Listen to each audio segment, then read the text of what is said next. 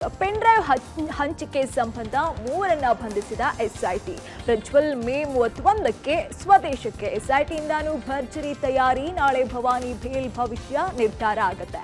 ವಾಲ್ಮೀಕಿ ಅಭಿವೃದ್ಧಿ ನಿಗಮದಲ್ಲಿ ಅವ್ಯವಹಾರ. ಡೆತ್ ನೋಟ್ ಬರೆದಿಟ್ಟು ನಿಗಮ ಅಧೀಕ್ಷಕ ಆತ್ಮಹತ್ಯೆ. ತಾರಕಕ್ಕೇರಿದ ಮಧು ಬಂಗಾರಪ್ಪ ವರ್ಸಸ್ ವಿಜೇಂದ್ರ ಮಧ್ಯೆ ಹೇರ್ ಕಟ್ ಗಲಾಟೆ. ಎಲ್ಲದರ ಡೀಟೇಲ್ಸ್ ನೋಡ್ತಾ ಹೋಗೋಣ ಕರ್ನಾಟಕ ಟಾಪ್ 20ಯಲ್ಲಿ. ಹಾಸನದ ಸಂಸದ ಪ್ರಜ್ವಲ್ ಪೆನ್ಡ್ರೈವ್ ಹಂಚಿಕೆಯ ಪ್ರಕರಣದ ಸಂಬಂಧ ಎಸ್ಐಟಿ ಅಧಿಕಾರಿಗಳು ನವೀನ್ ಗೌಡ ಹಾಗೂ ಚೇತನ್ ಶ್ಯಾಮ್ ಸುಂದರ್ರನ್ನ ಬಂಧಿಸಿದ್ದಾರೆ. ಹಾಸನದ ಕೋರ್ಟ್ನಲ್ಲಿ ಜಾಮೀನು ತಿರಸ್ಕಾರದ ಹಿನ್ನೆಲೆಯಲ್ಲಿ ನಿರೀಕ್ಷಣಾ ಜಾಮೀನಿಗಾಗಿ ಹೈಕೋರ್ಟ್ನ ಮೆಟ್ಟಿಲೇರಿದ್ರು. ಎಫ್ಐಆರ್ ದಾಖಲಾಗಿ ತಿಂಗಳುಗಳ ಬಳಿಕ ಎಸ್ಐಟಿ ಕೊನೆಗೂ ಕೂಡ ಅರೆಸ್ಟ್ ಮಾಡಿದೆ. ಜಾಮೀನಿಗೆ ಅರ್ಜಿ ಸಲ್ಲಿಸಿದಂತಹ ಆರೋಪಿಗಳನ್ನ ಕೊನೆಗೂ ಎಸ್ಐಟಿ ಲಾಕ್ ಮಾಡಿದ್ದು, ಆರೋಪಿಗಳನ್ನ ಟಚ್ ಮಾಡದೇ ಇರೋದ್ರ ಬಗ್ಗೆ ಸಾಕಷ್ಟು ಆಕ್ಷೇಪಗಳಿದ್ದಿದ್ವು. ಎಚ್ಡಿಕೆ ಸೇರಿದಂತೆ ಹಲವು ನಾಯಕರು ಇದನ್ನ ಪ್ರಶ್ನಿಸಿದ್ರು. ಆದ್ರೀಗ ಕೊನೆಗೂ ಕೂಡ ಮೂವರನ್ನ ಎಸ್ಐಟಿ ಅರೆಸ್ಟ್ ಮಾಡಿದೆ. ಸಂಸದ ಪ್ರಜ್ವಲ್ ರೇವಣ್ಣ ವಿರುದ್ಧ ಅತ್ಯಾಚಾರ ಪ್ರಕರಣಕ್ಕೆ ಸಂಬಂಧಪಟ್ಟಂತೆ ಸ್ಫೋಟಕ ತಿರುವು ಸಿಕ್ಕಿದೆ. ಕಳೆದ 1 ತಿಂಗಳಿನಿಂದ ನಾಪತ್ತೆಯಾಗಿದ್ದ ಪ್ರಜ್ವಲ್ ವಿಡಿಯೋ ಮೂಲಕ ಪ್ರತ್ಯಕ್ಷರಾಗಿದ್ರು. ವಿದೇಶದಿಂದಲೇ ವಿಡಿಯೋ ಬಿಡುಗಡೆ ಮಾಡಿರುವ ಪ್ರಜ್ವಲ್ ಮೇ 31ಕ್ಕೆ ವಿಚಾರಣೆಗೆ ಹಾಜರಾಗ್ತಾರಾ ಅನ್ನೋದು ಕುತೂಹಲ ಕಾರಣವಾಗಿದೆ. ವಿಚಾರಣೆಗೆ ಹಾಜರಾಗೋದೇ ಆದ್ರೆ ಯಾವ ದೇಶದಿಂದ ಬರ್ತಾರೆ, ಯಾವತ್ತು ವಿಚಾರಣೆಗೆ ಬರ್ತಾರೆ, ಯಾವತ್ತು ಭಾರತಕ್ಕೆ ಬರ್ತಾರೆ ಅನ್ನೋದರ ಪತ್ತೆ ಹಚ್ಚಲಿಕ್ಕೆ ಎಸ್ಐಟಿ ತಯಾರಿ ನಡೆಸಿದೆ. ಇತ್ತ ವಿಚಾರಣೆಯ ಬಗ್ಗೆಯೂ ಕೂಡ ತಯಾರಿಯನ್ನ ನಡೆಸಿಕೊಂಡಿದ್ದಾರೆ. ಈ ಹಿಂದೆಯೂ ಕೂಡ ವಿಚಾರಣೆಗೆ 7 ದಿನಗಳ ಕಾಲಾವಕಾಶವನ್ನ ಕೊಡಿ ಅಂತ ಹೇಳಿ ಅದಾದ ಮೇಲೆ ವಿಚಾರಣೆಗೆ ಗೈರಾಗಿದ್ರು. ಈಗಲೂ ಅದೇ ರೀತಿ ಮಾಡ್ತಾರಾ ಅಂತ ಹೇಳಿ ಎಸ್ಐಟಿ ಗಮನ ಹರಿಸ್ತಿದೆ. ಪ್ರಜ್ವಲ್ ರೇವಣ್ಣ ವಿದೇಶದಿಂದ ವಾಪಸ್ ಬರುವ ಸಂಬಂಧ ಎಸ್ಐಟಿ ಬಕಪಕ್ಷಿಯಂತೆ ಕಾಯ್ತಿದೆ. ಪ್ರಜ್ವಲ್ ಬರ್ತಿದ್ದಂತೆ ಎಸ್ಐಟಿ ಮೊಬೈಲ್ ಅನ್ನು ಸೀಸ್ ಮಾಡಲಿದೆ. ಅಸಲಿಗೆ ಈ ಪ್ರಕರಣದ ಕೇಂದ್ರ ಬಿಂದುವೇ ಪ್ರಜ್ವಲ್ ಬಳಸ್ತಾ ಇದ್ದ ಮೊಬೈಲ್.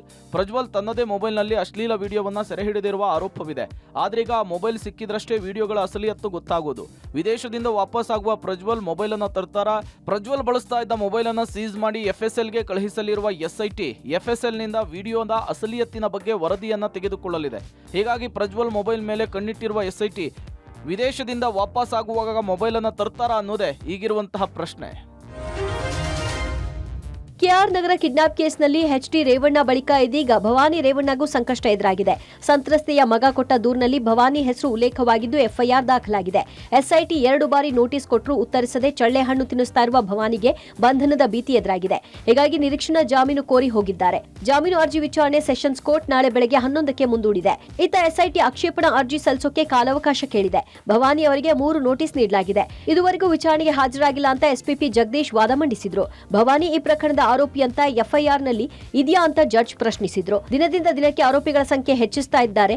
ಇದುವರೆಗೂ ಎಫ್ಐಆರ್ ಅಲ್ಲಿ ಇಲ್ಲ ಅಂತ ಸಂದೇಶ ಚೌಟ ಭವಾನಿ ಪರ ವಾದಿಸಿದ್ರು. ಎಸ್ಐಟಿ ಆಕ್ಷೇಪಣೆ ಕೋರಿದ ಕಾರಣ ವಿಚಾರಣೆ ನಾಳೆಗೆ ಮುಂದೂಡಲಾಯಿತು. ಮಹರ್ಷಿ ವಾಲ್ಮೀಕಿ ಅಭಿವೃದ್ಧಿ ನಿಗಮದಲ್ಲಿ ಸುಮಾರು 85 ಕೋಟಿ ಅವ್ಯವಹಾರದ ಆರೋಪದ ಸಂಬಂಧ ನಿಗಮದ ಅಧೀಕ್ಷಕ ಚಂದ್ರಶೇಖರ್ ಆತ್ಮಹತ್ಯೆಯನ್ನ ಮಾಡಿಕೊಂಡಿದ್ದಾರೆ. ಶಿವಮೊಗ್ಗದ ವಿನೋಬ ನಗರದ ಕೆಂಚಪ್ಪ ಲೇಔಟ್ನಲ್ಲಿ 3 ಮಂದಿ ಅಧಿಕಾರಿಗಳ ಹೆಸರನ್ನು ಬರೆದಿಟ್ಟು ಅಧಿಕಾರಿ ಚಂದ್ರಶೇಖರ್ ಆತ್ಮಹತ್ಯೆಗೆ ಶರಣಾಗಿದ್ದಾರೆ. ಆತ್ಮಹತ್ಯೆಯ ಸಂಬಂಧ ವಿನೋಬನಗರ ಠಾಣೆಯಲ್ಲಿ ಕೇಸ್ ದಾಖಲಾಗಿದೆ. ಡೆತ್ ನೋಟ್ನಲ್ಲಿ ಹೆಸರು ಉಲ್ಲೇಖಿಸಿದ ವಾಲ್ಮೀಕಿ ಅಭಿವೃದ್ಧಿ ನಿಗಮದ ನಿರ್ದೇಶಕ ಜೆ ಪದ್ಮನಾಭ್, ಲೆಕ್ಕಾಧಿಕಾರಿ ಪರಶುರಾಮ್, ಯೂನಿಯನ್ ಬ್ಯಾಂಕ್ ಮುಖ್ಯ ವ್ಯವಸ್ಥಾಪಕಿ ಸುಚಿಸ್ಮಿತಾ ವಿರುದ್ಧವೂ ಕೂಡ ಎಫ್ಐಆರ್ ದಾಖಲಾಗಿದೆ. ಪ್ರಕರಣ ದಾಖಲಾಗ್ತಿದ್ದಂತೆ 3 ನಾಪತ್ತೆಯಾಗಿದ್ದಾರೆ. ಇನ್ನು ಪ್ರಕರಣದ ಸಂಬಂಧ ಸಚಿವ ನಾಗೇಂದ್ರ ಅವರು ಸುದ್ದಿಗೋಷ್ಠಿ ನಡೆಸಿ ಎಂಡಿ ಅವರ ಗಮನಕ್ಕೆ ಬಾರದೆ ಒಂದು ಬ್ಯಾಂಕ್ನಿಂದ ಇನ್ನೊಂದು ಬ್ಯಾಂಕಿಗೆ ವರ್ಗಾವಣೆ ಆಗಿದ್ರು. ಎಫ್ಎಸ್ಎಲ್ ವರದಿಯಲ್ಲಿ ಎಂಡಿ ಅವರ ಸಹಿ ಅಂತೇಳಿ ಸಾಬೀತಾದ್ರೆ ಅವರನ್ನ ಕೆಲಸದಿಂದ ವಜಾ ಮಾಡ್ತೇವೆ. ಪ್ರಕರಣ ನಿನ್ನೆಯೇ ಸಿಐಡಿಗೆ ಕೊಟ್ಟಿದ್ದೇವೆ. ಡಿಸಿಎಂ ಡಿಕೆ ಶಿವಕುಮಾರ್ ಪ್ರತಿಕ್ರಿಯಿಸಿ ಸಂಪೂರ್ಣ ಮಾಹಿತಿಯನ್ನು ತಿಳಿದುಕೊಂಡು ನಿಜಾಂಶ ಏನು ಅಂತ ಹೇಳಿ ತೀರ್ಮಾನ ಮಾಡ್ತೇವೆ ಅಂತ ಹೇಳಿದ್ರು. ಕಲಬುರಗಿಯಲ್ಲಿ ಪ್ರತಿಕ್ರಿಯೆ ಕೊಟ್ಟ ಬಿಜೆಪಿಯ ರಾಜ್ಯಾಧ್ಯಕ್ಷ ವಿಜಯೇಂದ್ರ ಭ್ರಷ್ಟಾಚಾರದ ಪಿತಾಮಹ ಯಾರು ಅಂದ್ರೆ ಅದು ಕಾಂಗ್ರೆಸ್ ಅಂತ ಹೇಳಿ ವಾಗ್ದಾಳಿ ನಡೆಸಿದ್ರು. ಪ್ರತಿಪಕ್ಷ ನಾಯಕ ಆರ್ ಅಶೋಕ್ ರಿಯಾಕ್ಟ್ ಮಾಡಿ ಇದು ಲೂಟಿ ಸರ್ಕಾರ, ಲಂಚವಾಕ ಸರ್ಕಾರ ಅಂತ ಹೇಳಿ ಗುಡುಗಿದ್ದಾರೆ. ಇಲಾಖೆಯಲ್ಲಿ ಹಣ ದುರುಪಯೋಗ ಇದೆ ಅಂತ ಹೇಳಿ ಅದಕ್ಕೆ ಕಾರಣರಾದಂತವರು ಪರಿಶೀಲನೆ ಮಾಡಲಿಕ್ಕೆ ಅಂದ್ರೆ ಹಣ ಯಾವ ರೀತಿ ದುರುಪಯೋಗ ಆಗಿದೆ ಈಗಾಗಲೇ ಕೂಡ ರಾಜ್ಯ ಸರ್ಕಾರ ಸಿಒಡಿಗೆ ವರ್ಗಾಯಿಸಲಾಗಿದೆ. ಇವತ್ತು ಏನು ಎಂಡಿ ಅವರು ಕೂಡ ಗಮನಕ್ಕೆ ಬಾರದೇನೆ ಇವತ್ತು ಆ ಹಣವನ್ನು ಯೂನಿಯನ್ ಬ್ಯಾಂಕ್ ಇಂದ ಇನ್ನೊಂದು ಬ್ಯಾಂಕಿಗೆ ವರ್ಗಾಯಿಸಿ ಆ ವರ್ಗಾವಣೆ ಮಾಡಿದ್ದು ಕೂಡ ಅವರಿಗೆ ಗಮನಕ್ಕೆ ಇಲ್ಲದೇ ಮಾಡಿದ್ದಾರೆ ಅಂತೇಳಿ ಎಂಡಿ ಅವರು ಈಗಾಗಲೇ ಕೂಡ ಒಂದು ಕಂಪ್ಲೇಂಟ್ ನೀಡಿದ್ದಾರೆ. ವಿಜೇಂದ್ರ ವರ್ಸಸ್ ಮಧು ಬಂಗಾರಪ್ಪ ಮಧ್ಯ ಹೇರ್ ಕಟ್ ಗಲಾಟೆ ತಾರಕಕ್ಕೇರಿದೆ. ಕಲಬುರಗಿಯಲ್ಲಿ ಬಿಜೆಪಿ ರಾಜ್ಯಾಧ್ಯಕ್ಷ ವಿಜೇಂದ್ರ ಮಾತನಾಡಿ, ಓರ್ವ ಶಿಕ್ಷಣ ಸಚಿವನಾಗಿ ಎಲ್ರಿಗೂ ಮಾದರಿಯಾಗಿರಬೇಕು. ಈ ಮಾತನ್ನ ನಾನ್ ಹೇಳಿಲ್ಲ, ದಾವಣಗೆರೆಯಲ್ಲಿ ಶಿಕ್ಷಕರೇ ಹೇಳಿದ್ದಾರೆ. ಮಧು ಬಂಗಾರಪ್ಪ ಹೇರ್ ಸ್ಟೈಲ್ ಬಗ್ಗೆ ಮಾತಾಡ್ಕೊಂಡಿದ್ದಾರೆ. ಶಿಕ್ಷಕರು ಹೇಳಿರೋ ಮಾತನ್ನ ನಾನು ಮಧು ಬಂಗಾರಪ್ಪಗೆ ಹೇಳಿದ್ದೀನಿ ಅಂದ್ರು. ಮಧು ಬಂಗಾರಪ್ಪಗೆ ಹಣದ ಸಮಸ್ಯೆ ಇದ್ರೆ ನಮ್ ಕಾರ್ಯಕರ್ತರಿಗೆ ಹೇಳ್ತೇನೆ ಇಂತಿಷ್ಟು ಹಣ ಕೊಡೋಕೆ ಅಂತಂದ್ರು. ವಿಜೇಂದ್ರ ಮಾತಿಗೆ ಮೈಸೂರಿನಲ್ಲಿ ಶಿಕ್ಷಣ ಸಚಿವ ಮಧು ಬಂಗಾರಪ್ಪ ಪ್ರತಿಕ್ರಿಯಿಸಿ, ಮಾತಾಡೋರು ಬಂದ್ ಹೇರ್ ಕಟ್ ಮಾಡ್ಲಿ, ಮತ್ತೆ ಬಿಜೆಪಿ ರಾಜ್ಯಾಧ್ಯಕ್ಷ ವಿಜಯೇಂದ್ರಿಗೆ ಆಹ್ವಾನವನ್ನ ಈ ರೀತಿಯ ಕೊಟ್ಟಿದ್ದಾರೆ. ವಿಧಾನಸಭಾ ಚುನಾವಣೆ ವೇಳೆ ಡಿಕೆ ಶಿವಕುಮಾರ್ ಗಡ್ಡದ ಬಗ್ಗೆ ಮಾತಾಡಿ ಬಿಜೆಪಿ 130ರಿಂದ 60ಕ್ಕೆ ಬಂತು. ಈಗ ನನ್ ಕೂದಲು ಬಗ್ಗೆ ಮಾತಾಡಿ 26ರಿಂದ 6ಕ್ಕೆ ಬರ್ತಾರ ನೋಡಿ ಅಂತ ಹೇಳಿದ್ದಾರೆ. ಅಬ್ದುಲ್ ಕಲಾಂ ಹೇರ್ ಸ್ಟೈಲ್ ಬಗ್ಗೆ ಬಿಜೆಪಿ ಅವ್ರು ಮಾತಾಡಿದ್ರ? ಮೋದಿ ಅವ್ರು ಕೋವಿಡ್ ಟೈಮ್ ನಲ್ಲಿ ಗಡ್ಡ ಬಿಟ್ಟಿದ್ರು, ಅದನ್ನ ಯಾಕೆ ಪ್ರಶ್ನೆ ಮಾಡ್ಲಿಲ್ಲ ಅಂದ್ರು. ನನ್ ಕೂದಲು ಚೆನ್ನಾಗಿದೆ, ತಲೆ ಒಳಗಿನ ಮೆದ್ಲು ಚೆನ್ನಾಗಿದೆ, ಅವ್ರಂಗ್ ನನ್ಗೆ ಯಾವ ದುರ್ಬುದ್ಧಿಯೂ ಇಲ್ಲ ಅಂದ್ರು.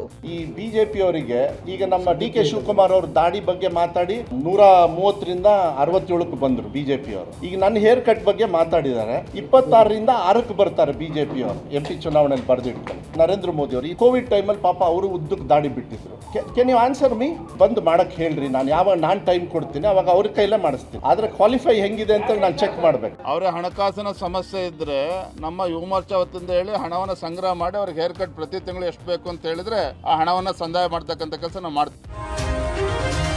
ಬೆಂಗಳೂರಿನಲ್ಲಿ ಮೂಲಸೌಕರ್ಯ ಅಭಿವೃದ್ಧಿ ಕಡೆಗಣನೆಗೆ ಆರೋಪದ ಮೇಲೆ ಸಿದ್ದರಾಮಯ್ಯ ಸರ್ಕಾರದ ವಿರುದ್ಧ ಬಿಜೆಪಿ ಇವತ್ತು ಬೃಹತ್ ಪ್ರತಿಭಟನೆ ನಡೆಸಿತು. ಪ್ರತಿಪಕ್ಷ ನಾಯಕ ಆರ್ ಅಶೋಕ್ ನೇತೃತ್ವದಲ್ಲಿ ನಡೆದ ಪ್ರತಿಭಟನೆಯಲ್ಲಿ ಫ್ರೀಡಂ ಪಾರ್ಕ್ನಲ್ಲಿ ನಡೆದ ಪ್ರತಿಭಟನೆಯಲ್ಲಿ ಬಿಜೆಪಿ ನಾಯಕರು ನೂರಾರು ಕಾರ್ಯಕರ್ತರು ಭಾಗಿಯಾದರು. ಈ ವೇಳೆ ಡಿಸಿಎಂ ಡಿಕೆ ಶಿವಕುಮಾರ್ ವಿರುದ್ಧ ಬಿಜೆಪಿ ಪ್ರತಿಭಟನಾಕಾರರು ಘೋಷಣೆ ಕೂಗಿದ್ರು. ಇದೇ ವೇಳೆ ಮಾತನಾಡಿದ ವಿಪಕ್ಷ ನಾಯಕ ಆರ್ ಅಶೋಕ್, ಟನಲ್ ರೋಡ್ ದುಡ್ಡು ಹೊಡೆಯಲು ಮಾಡ್ತಿದ್ದಾರೆ, ದೆಹಲಿಗೆ ಹಣ ಕಳಿಸಲು ಟನಲ್ ರೋಡ್ ಮಾಡ್ತಿದ್ದಾರೆ, ಸಿಎಂ ಡಿಸಿಎಂ ನಗರ ಪ್ರದಕ್ಷಿಣೆ ವ್ಯರ್ಥ, ಅಭಿವೃದ್ಧಿ ಮಾಡದೆ ಬ್ಯಾಡ್ ಬೆಂಗಳೂರು ಮಾಡಿಬಿಟ್ಟಿದ್ದಾರೆ ಅಂತ ಕಿಡಿಕಾರಿದ್ರು. ಶಾಸಕ ಮುನಿರತ್ನ, ಬೆಂಗಳೂರಿನಲ್ಲಿ ಗುಂಡಿ ಮುಚ್ಚಲು ಸರ್ಕಾರದ ಬಳಿ ಹಣವಿಲ್ಲ, ಗುತ್ತಿಗೆದಾರರಿಗೆ ಕೊಡುವ ಹಣದಿಂದ ಗುಂಡಿ ಮುಚ್ಚುವ ಪರಿಸ್ಥಿತಿ ಇದೆ, ಟೆಕ್ ಪಾರ್ಕ್ಗಳಲ್ಲಿ ಕೆಲಸಗಾರರು ಕೆಲಸ ಬಿಟ್ಟು ಹೈದರಾಬಾದ್ಗೆ ಹೋಗ್ತಿದ್ದಾರೆ ಅಂತ ವಾಗ್ದಾಳಿ ನಡೆಸಿದ್ರು. ಶಾಸಕ ಅಶ್ವಥ್ ನಾರಾಯಣ್ ಮಾತನಾಡಿ, ಈ ಸರ್ಕಾರ ಭ್ರಷ್ಟ ಸರ್ಕಾರ, ಏನ್ ನೋಡಿದ್ರೂ ಕಾಸು ಕಾಸು, ರಕ್ತ ಹೀರುವ ಸರ್ಕಾರ ಇದು. ಯಾವ ಗುತ್ತಿಗೆದಾರರು ಕೆಲಸ ಮಾಡಲು ಇಷ್ಟಪಡ್ತಿಲ್ಲ. ಕಳೆದ 70 ವರ್ಷಗಳಲ್ಲಿ ಇಂಥ ಭ್ರಷ್ಟ ಸರ್ಕಾರ ನೋಡಿಲ್ಲ ಅಂದ್ರು. ಅಲ್ಲಿ ಯಾವುದೋ ಮಳೆ ನುಗ್ಗಿದ ಜಾಗಕ್ಕೆ ಹೋದ್ರು, ಒಂದು ಫೋಟೋ ಶೋ ಮಾಡಿದ್ರು, ವಾಟ್ ಔಟ್ ಅಲ್ಲಿಂದ. ಅಂದ್ರೆ ಬೆಂಗಳೂರನ್ನ ಒಂದ್ ರೀತಿ ಲೂಟಿ ಮಾಡಕ್ಕೆ ಟನಲ್ ರೋಡ್ ಅಂಡರ್ ಗ್ರೌಂಡ್ ಅಂತೆ, ಸೌತ್ ಇಂದ ನಾರ್ತ್ ವರ್ಗು. ಇಲ್ಲಿ ಬೆಂಗಳೂರಲ್ಲಿ ದುಡ್ಡು ಹೊಡೆದಿದ್ದಲ್ಲ ಡೆಲ್ಲಿ ಕಳ್ಸಕ. ಗುಂಡಿ ಮುಚ್ಚೋದಕ್ಕೂ ಸಹ ಇವತ್ತು ಇವ್ರ ಹತ್ರ ಹಣ ಇಲ್ಲ. ಬಿಬಿಎಂಪಿಯಲ್ಲಿ ಪಾಲಿಕೆ ಸದಸ್ಯರಿರುವ ಕೊಡ್ತಕ್ಕಂಥ ಒಂದು 3 ಕೋಟಿ ಅನುದಾನನ ಇವತ್ತು ಗುಂಡಿ ಮುಚ್ಚೋದಕ್ಕೆ ಉಪಯೋಗಿಸುವಂತ ಪರಿಸ್ಥಿತಿ ಬಂದಿದೆ. ಸರ್ಕಾರದಿಂದ ಒಂದೇ ಒಂದು ನಯ ಪೈಸಾ ಬಿಡುಗಡೆ ಆಗ್ತಾ ಇಲ್ಲ. ಹೆಬ್ಬಾಳ ಫ್ಲೈಓವರ್ ಜಂಕ್ಷನ್ 2 ಗಂಟೆ ಟೈಮ್ ಬೇಕು ಏರ್ಪೋರ್ಟ್ ಇಂದ ಬಂದ್ರೆ.